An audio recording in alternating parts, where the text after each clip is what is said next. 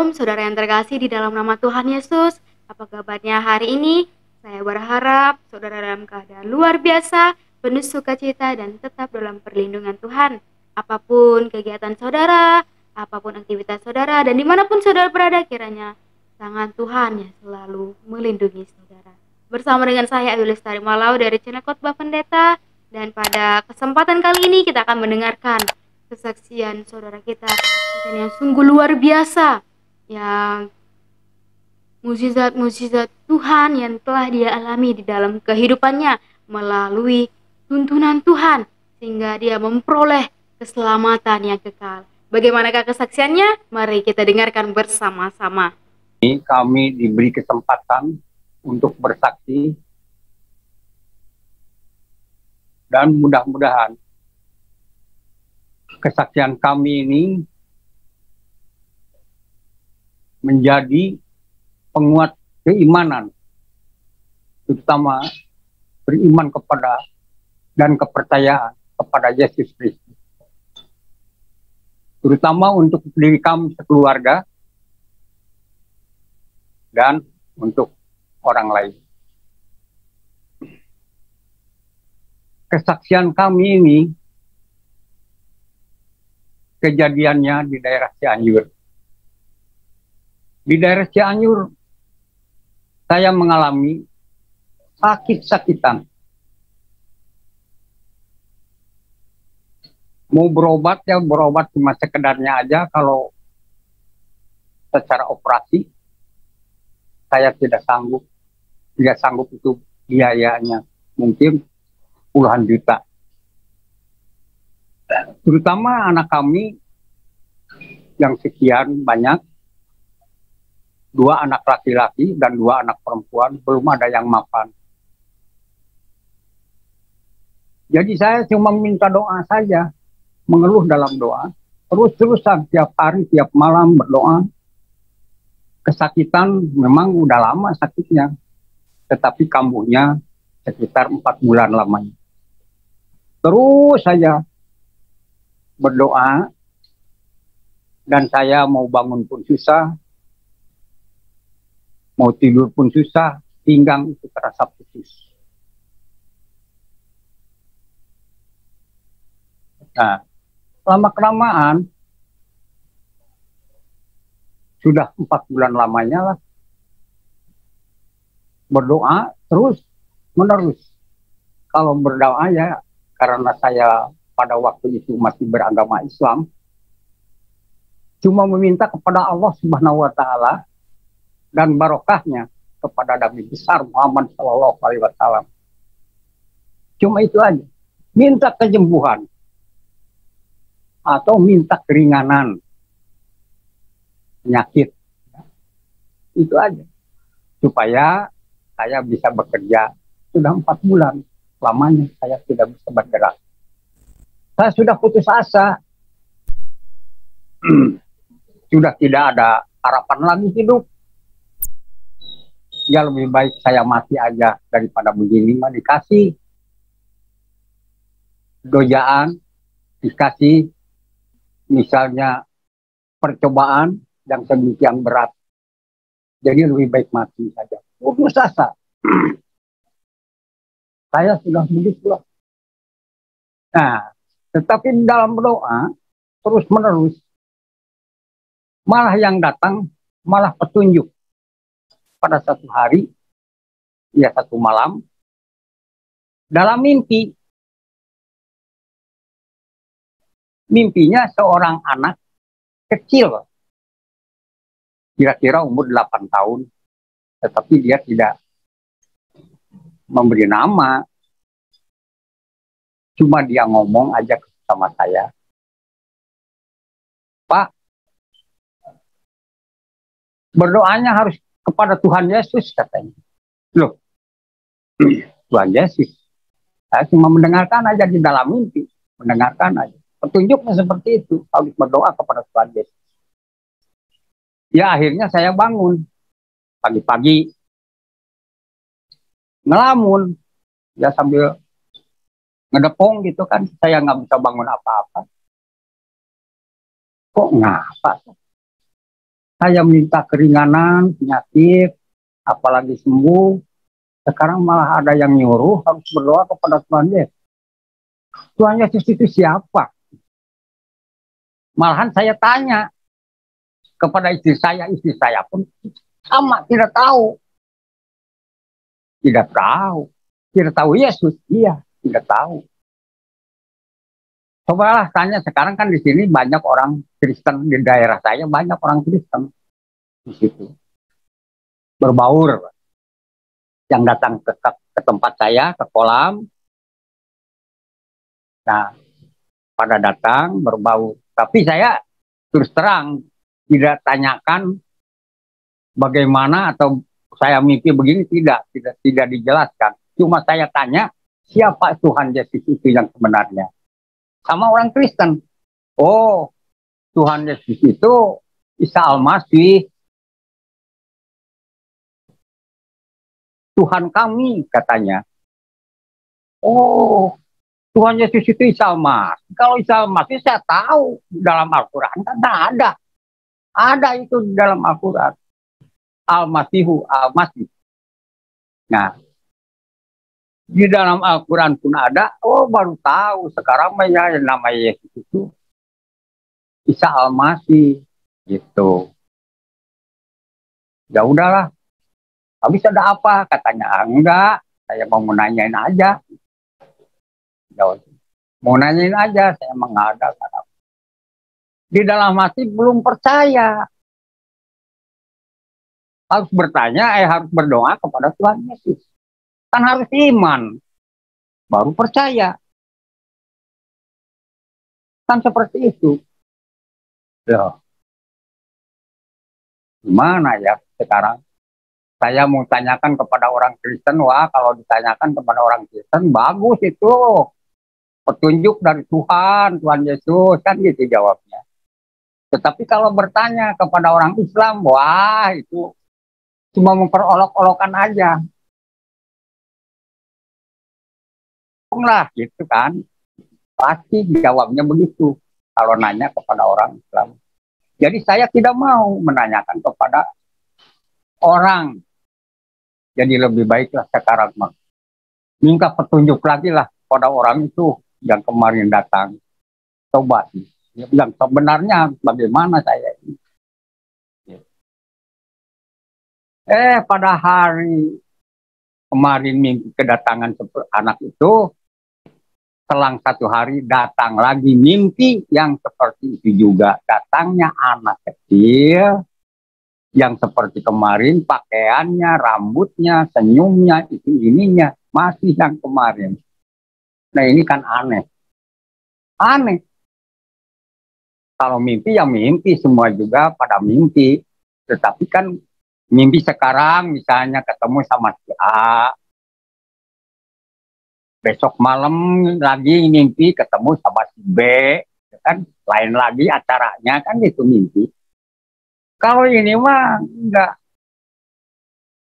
Mimpinya yang kemarin harus berdoa kepada Tuhan Yesus, orangnya itu bentuknya seperti itu, umurnya seperti itu. Mimpi yang kedua kali itu juga datang, tetapi saya aneh. Anehnya gimana? Saya belum percaya sebenarnya. Tapi dan namanya mimpi, perjalanan dalam mimpi. Mimpinya saya berada di seberang sana, di gunung. Mimpinya di gunung sana. Di situ keadaannya agak gelap. Agak gelap. Cuma dari gunung sana, lihat ke seberang sana, gedungnya tinggi-tinggi, listriknya pada mubiar, terang, di tengah-tengahnya lautan yang panjang, terus lautan lebar. Jadi saya melihat dari seberang sini, di tengahnya lautan, di sebelah sana ada sebuah kota, yang mewah kelihatannya. Gedungnya tinggi-tinggi. Nah, mungkin pikiran saya di situ banyak orang, banyak makanan, banyak itu, banyak ini. Tetapi yang didiami sama saya di situ, di seberang, sebelah sana, yang didiami sama saya, cuma pasir. Gunung kecil. Pasir itu kalau dalam bahasa Sunda ya. Kalau dalam bahasa Indonesia ya gunung kecil. Penuh dengan lumut. Dari celah-celah batu keluar air. Nah, lumutnya itu di situ licin sama sekali. Mau berdiri pun kita ke bawah jurang, ke sini jurang, dikelilingi jurang. Jadi nggak ada jalan. Nggak ada jalan mau selamat-selamat kemana. Duh, lagi saya selangak-selinguk. Bagaimana prihatin saya, susah payah saya di dalam mimpi itu. Gimana kalau makan nggak ada makanan, terkecuali lumut yang basah. Lumut sekelilingnya. Di tempat duduk itu lumut semua. Ke sana jurang, ini jurang, jurang semua. Ya, ya tiba-tiba dari belakang ada yang negor. Pak, lagi apa? Katanya. Kami senyum. Lihat ke belakang. Anak yang kemarin dalam mimpi. Itu masih di dalam mimpi juga. Di dalam mimpi ketemu lagi orang yang kemarin. Nah, perasaan saya masih baru aja ketemu. Padahal sudah 2 kali. Nah, lagi apa di sini? Sambil membawa sepeda kecil. Ya namanya anak-anak lah. Bawa sepeda. Kok bawa sepeda? Kemana jalannya ya? Tahu-tahu ada di belakang aja. Wah, begini, Nak. Saya bilang anak aja. Nah, coba anak-anak. Begini, Nak. Bapak ini mau ke sana tuh, seberang sana. Nggak ada jalan. Mau ke sana tuh, di seberang sana terang, genderang. Mungkin banyak orang di situ. Kalau di sini mas bakir, nggak ada temen, nggak ada batur. Bahasa sudah saya menurut batur. Wah, jadi Bapak mau ke sana, katanya. Arah ini. Boleh kalau mau ke sana, Mas. Saya anterin, katanya. Tapi Bapak harus berani naik sepeda. Sepeda ini nih yang saya bawa. Loh, sepeda.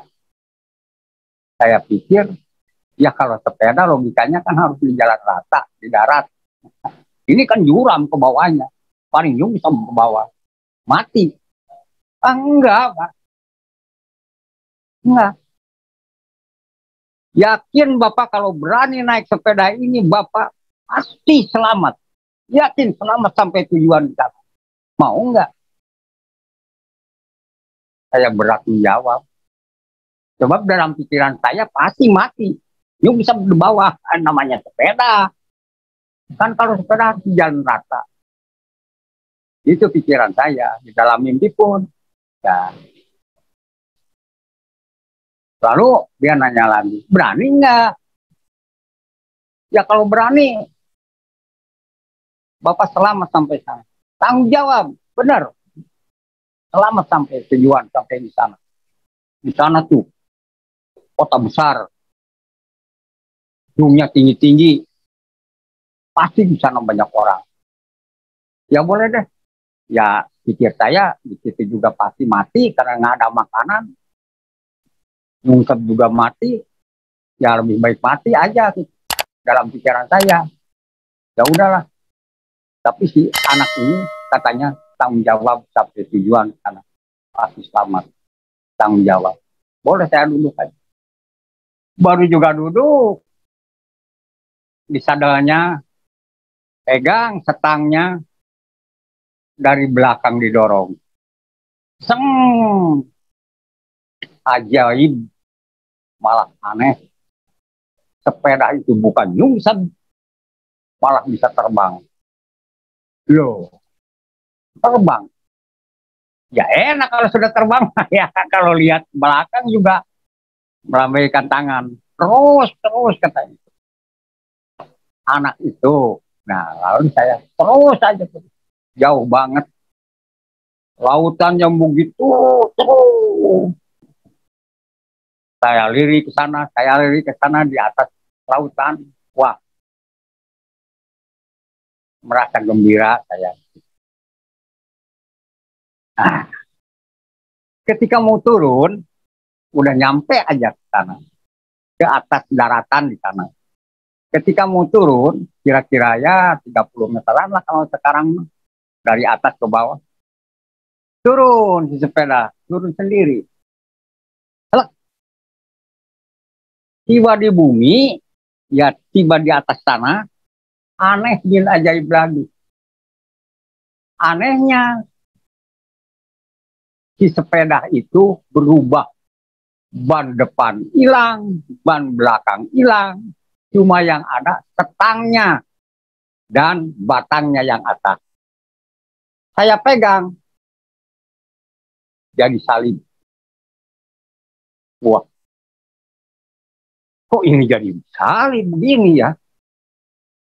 Tapi biarlah, saya mau anterin kepada si anak, kan itu udah jauh, udah kelihatan dari jauh juga, udah ada di situ, udah ada di seberang sana. Lagi saya mau turun ke sana, ya mau mengucap terima kasih bahwa saya sudah diantarkan dengan sepeda ini. Sepeda ini batangnya dibawa, bukan sepeda, jadi salib aja.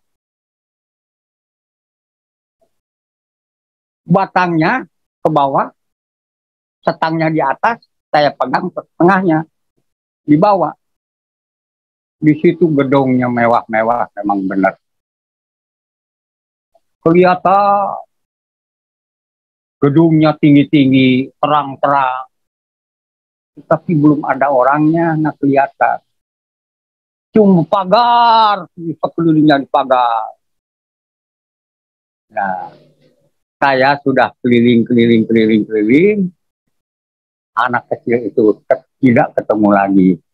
Nah, baru saya bangun di alam nyata seperti begini loh. Baru saya berpikir, saya berada seberang ini.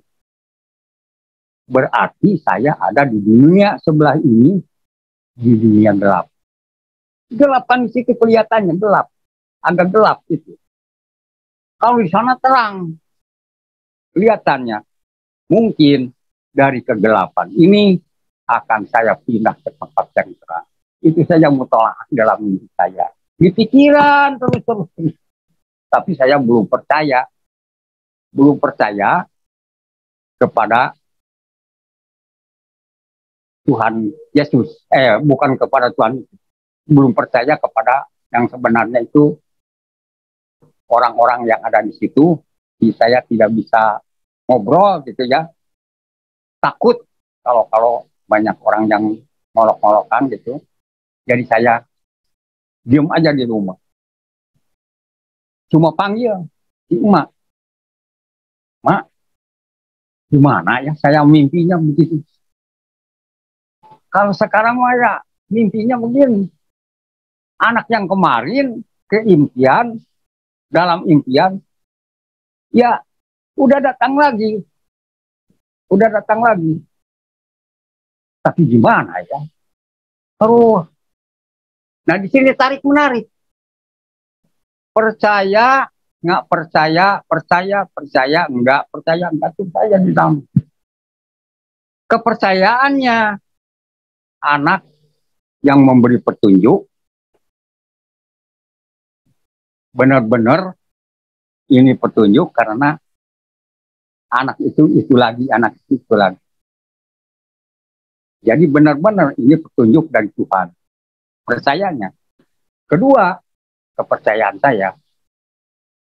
Ya dari gunung sini naik sepeda dan datang ke sana menjadi salib, mungkin ini Tuhan Yesus bahwa saya harus pindah agama, harus percaya kepada Tuhan Yesus. Udahlah, sekarang masih ada banyak pikiran, percaya saja. Kalau tadinya memang saya tidak percaya, malah ragu-ragu, tarik-menarik dalam hati saya. Goyang gitu. Belum top 100% bahwa saya percaya kepada Tuhan Yesus. Tetapi sudah mimpi yang terakhir,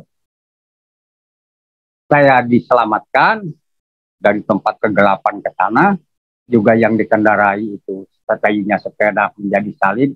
Oh benar, ini petunjuk Tuhan bahwa saya iman kepada Tuhan Yesus. Baru di sana saya percaya. Lalu saya panggil Mak. Paginya, Mak, bagaimana? Tanya saya. Bagaimana kalau saya mengikuti ajaran Tuhan Yesus? Kenapa sih? Jawabannya seperti itu. Kenapa sih? Nanyanya seperti itu. Ya, kita mah kalau tadinya Islam, ya Islam aja. Kalau cuma mimpi, belum diceritain mimpi saya yang sebenarnya satu malam itu. Jadi saya sepanjang-panjang saja, saya ceritakan kepada istri saya tentang agama. Bagaimana kalau saya mengikuti ajaran Tuhan? Mau nggak? Ya habis gimana? Ya baru diceritakan seperti ini, mimpi yang malam. Oh, jadi mimpi Bapak itu mimpi lagi, datang lagi anak tadi yang seperti itu, iya, datang lagi. Lah udahlah, kalau benar mah anak itu kasih petunjuk harus berdoa kepada Tuhan Yesus. Cobain aja lah. Cobain aja. Jangan coba-coba. Harus iman dulu. Percaya enggak? Ya kalau bapak, kalau mama, sekarang mah EN mah yang nyebutnya. Kalau EN mah sekarang mah bagaimana bapak aja. Bapak ke kanan, juga ngikutin ke kanan. Kalau bapak ke kiri, ngikutin juga ke kiri. Nah, bapak sekarang masuk Kristen, EN juga mau ngikut Kristen, itu aja. Ngikutin kalau istri mah bagaimana bapak aja. Ya pada malam terakhir aja ya, sudah 2 kali kasih petunjuk dan perjalanan naik sepeda. Nah, baru saya beriman kepada Tuhan Yesus alias percaya 100% bahwa Tuhan Yesus semoga pada malam ini melawat saya, walaupun hanya sedetik, minta kesembuhan saya, minta mujizatnya dari Tuhan Yesus. Cuma itu doa saya, sambil bercucuran air mata. Sekian lama saya berdoa sana ke sini, wirid, segala macam dibaca, tapi maaf, tidak ada hasilnya, cuma itu petunjuk. Nah, sesudahnya kami mendapat petunjuk yang sedemikian rupa, dari pertama disuruh, yang kedua perjalanan dari kegelapan dibawa ke alam terang. Mudah-mudahan saya diberi kesembuhan dengan imannya kami, dengan percayanya kami kepada Tuhan Yesus pada malam hari itu. Saya berdoa terus mati-matian. Akhirnya saya tidur, tidak terasa yang biasanya kalau tidur ya ngedepong, tidak bisa nangkara atau bagaimana tidak bisa. Cuma ngedepong aja seperti anjing mula apa ngedekemin tulang. Nah itu seperti itu, ngedepong, dielapin, di bagaimana, itu lamanya berbulan-bulan. Akhirnya pada malam itu saya berdoa meminta kepada Tuhan Yesus, benar-benar kami percaya, benar-benar kami imani, cuma lawatlah, walaupun hanya sedetik, saya minta kesembuhan, sama percuma. Masuk Kristen pun kalau tanpa ibadah, bersama-sama di gereja, ke sana, ke sini, kepentingan agama. Kalau tidak disertai dengan kesehatan, nggak bisa jalan. Jadi saya minta utamanya sehat dulu. Akhirnya saya bangun pagi-pagi, malah dalam tidur juga sudah saya tercengang tidur juga. Oh, kapan maliknya badan saya sudah nangkara. Begini, kok bisa ya? Kalau biasanya kalau tidur kan ngedepong. Tapi sekarang nggak tahu kapan lah menggulingkan badan gitu ya. Tapi sekarang mah sudah nangkara. Loh, lalu bangun, tampak pinggang nggak sakit, tampak di sebelah sini nggak sakit. Loh, kenapa ya?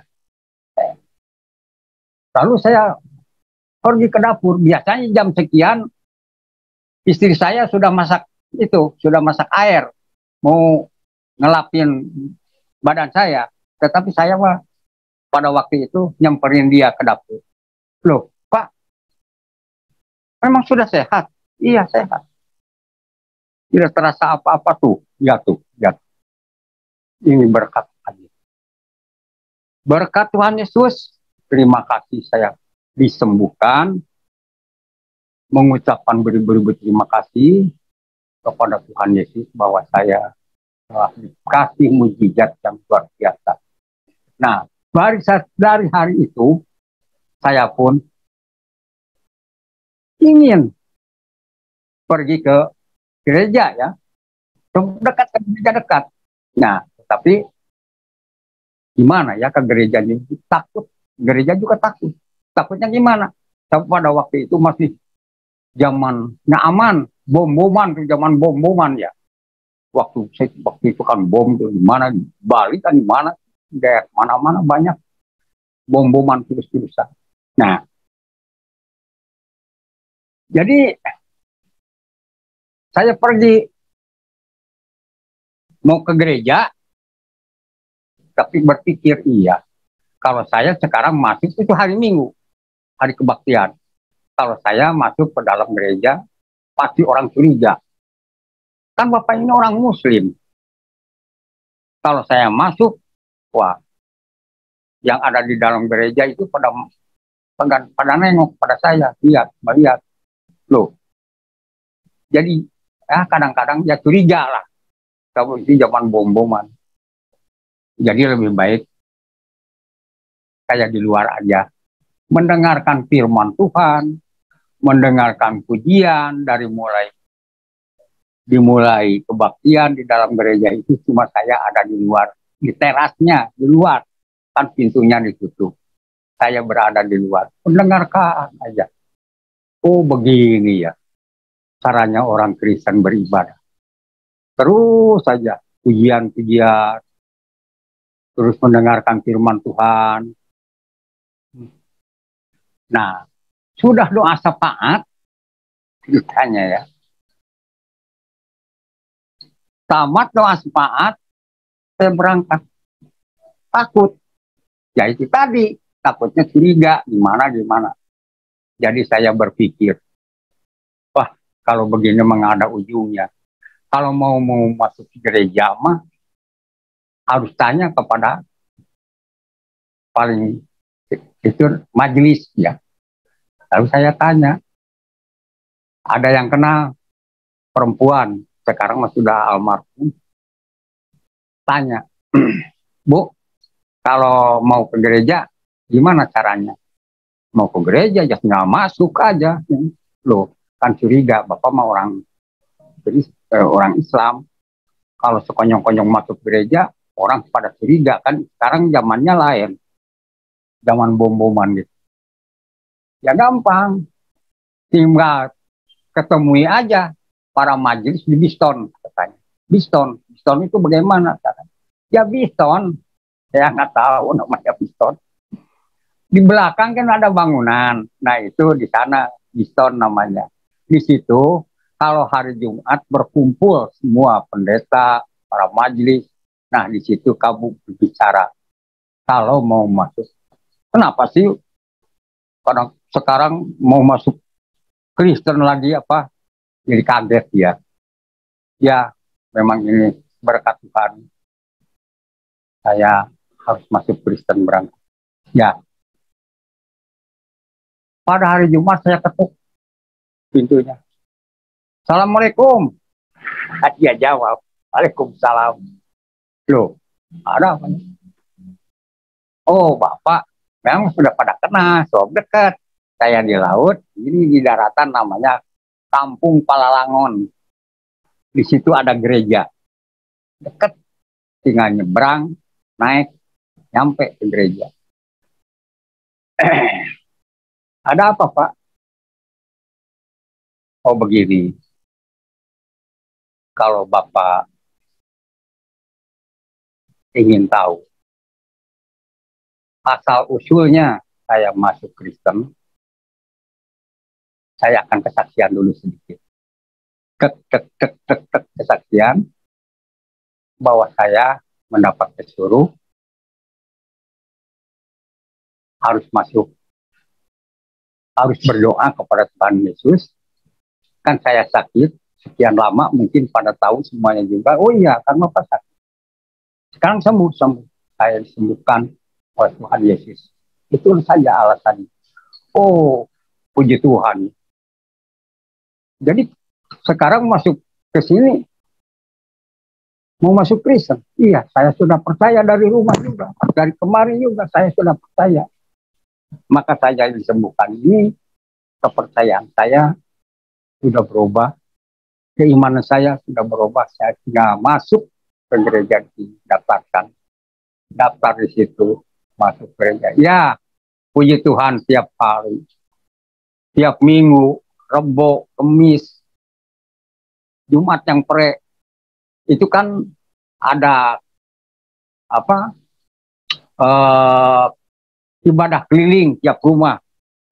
Ya, terus yang namanya haus keterangan, ya terus. Ya akhirnya saya sampai sekarang banyak terima kasih kepada Tuhan Yesus telah disembuhkan dan agama tidak mungkin lepas lagi. Memang kalau keluarga saya, terutama ya adik, kakak, tapi kakak kemarin sudah meninggal, udah lanjut usia. Adik masih ada, dari ibu 4 orang, dari bapak tinggal 2 orang. Itu keluarga yang ada di Tasik. Ya.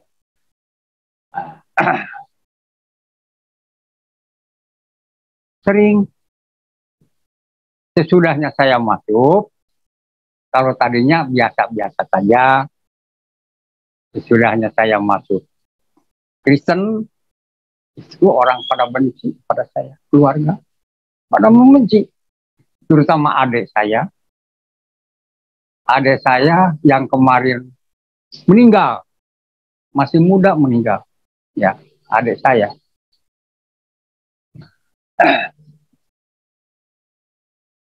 Mendengar kabar, mungkin berita dari Tasik, ada yang jualan di sini,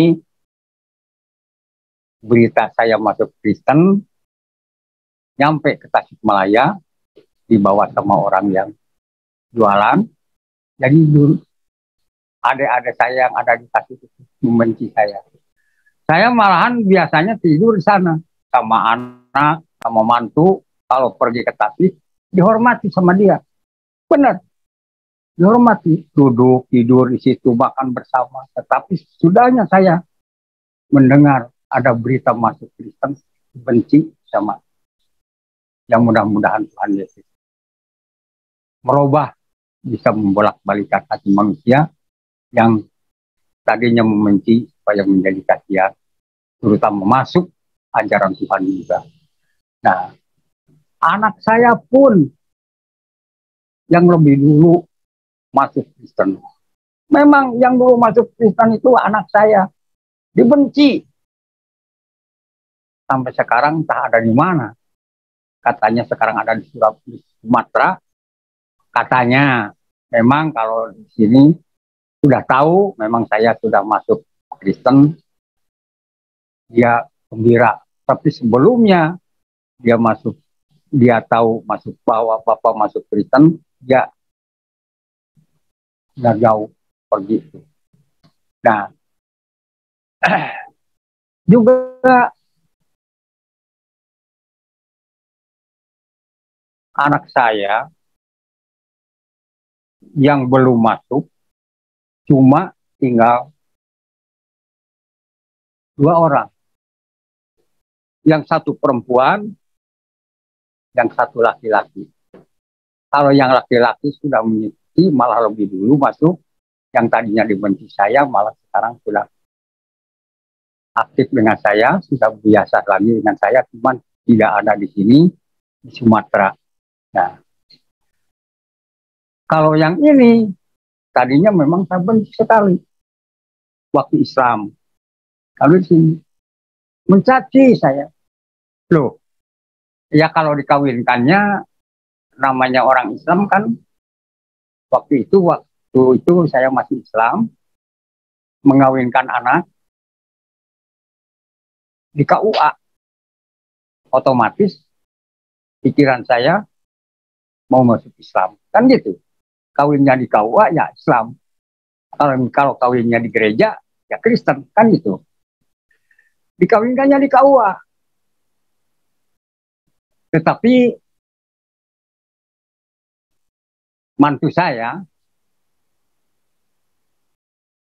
kuat imannya, tetapi karena saya pada waktu itu belum tahu Yesus yang sebenarnya,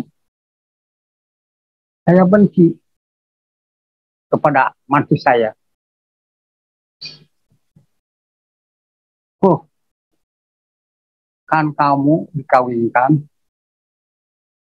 di KUA, aturan mengikuti ajaran Islam. Tetapi kenapa kamu sekarang malah mengikuti suami masuk Kristen? Nah, kalau saya nengok anak ke sini, lagi kontrak tuh di sana, masih kontrak. Dia nyetel kalau pagi, kalau apa subuh ya, kalau subuh pagi. Nah, nyetelnya cuma pujian. Nah, kalau saya kan pada waktu itu masih Islam, perasaan saya bising mendengar pujian-pujian. Kasetnya dimatiin, udahlah. Tetapi lambat laun, ya saya seperti ini. Jadi saya terus terang saja, saya merasa malu sama Tuhan. Saya merasa malu juga sama anak-anak saya yang telah mengikuti dari dulu, yang tadinya dicaci maki. Maaf saja, mungkin kesalahan-kesalahan Bapak yang telah lalu, sudah begini. Si kamu dan saya malah sekarang ikut-ikutan. Kalau orang lain ikut-ikutan. Jadi saya tidak ikut-ikutan, tidak ada yang nyuruh selain dari petunjuk Tuhan. Itu saja. Jadi saya sekarang sudah bebas, gamblang, mau beribadah, badan merasa kuat, merasa sehat. Jadi kesaksian saya semoga menjadi berkat buat saya, terutama buat keluarga, terutama buat orang banyak. Malah saya sering dibawa anak, kan anak itu sekolah Alkitab. Anak saya disekolahkan, anak sekolah Alkitab oleh suaminya. Saya merestui, malah saya bunga ya. Bukan main bahwa anak saya disekolahkan Alkitab, lebih tahu, lebih mengerti daripada saya. Malah sering apa namanya PLP itu berkunjung memberi pengarahan, memberi petunjuk oleh anak saya, dan saya juga kesaksian di sana di tiap LP yang ada di Purwakarta, yang ada di Bekasi, yang ada di mana, banyak sana LP. Saya datang ke sana sambil ya membawa makanan ala kadarnya. Rame-rame di sana sesudahnya saya memberi kesaksian, sesudahnya memberi petunjuk dalam kebenaran Tuhan, makan-makan bersama di sana di LP. Itulah keinginan saya, ingin seperti itu. Jadi ingin sekali kesaksian itu ya mudah-mudahan menjadi kesaksian, menjadi berkat bagi saya. Nah, itu saja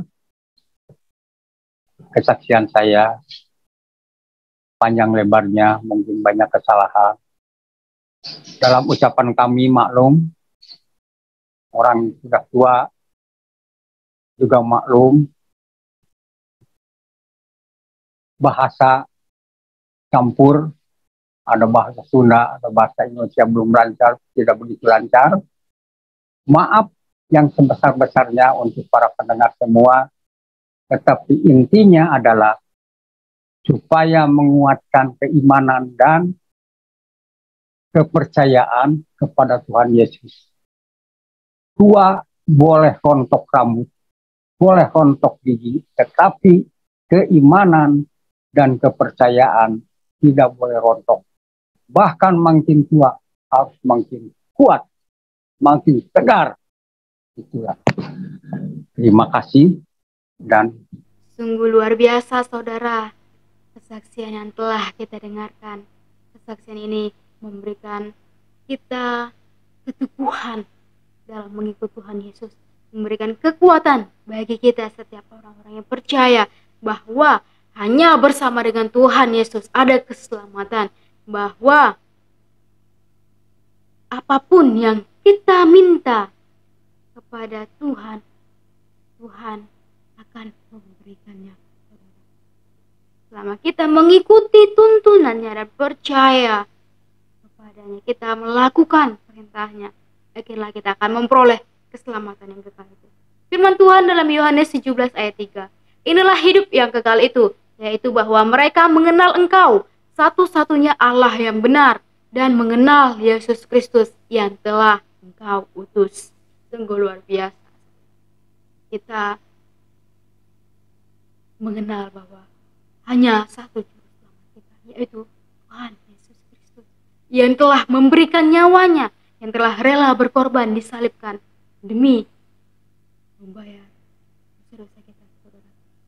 Marilah kita sebagai umat-umatnya yang percaya kepadanya, marilah kita menjadi pelaku-pelaku firman-Nya yang taat, yang setia kepadanya. Mari kita selalu bersyukur, saudara, dan kita memberitakan Injil. Kita membawa jiwa-jiwa yang baru di hadapannya, sehingga nama Tuhan dimuliakan, nama Tuhan semakin ditinggikan sampai ke bangsa-bangsa. Sungguh luar biasa. Saya berharap melalui kesaksian pada hari ini memberikan inspirasi pada kita. Dan bersama dengan saya Ayu Lestari Malau dari channel Khotbah Pendeta mengucapkan Tuhan Yesus memberkati. Shalom.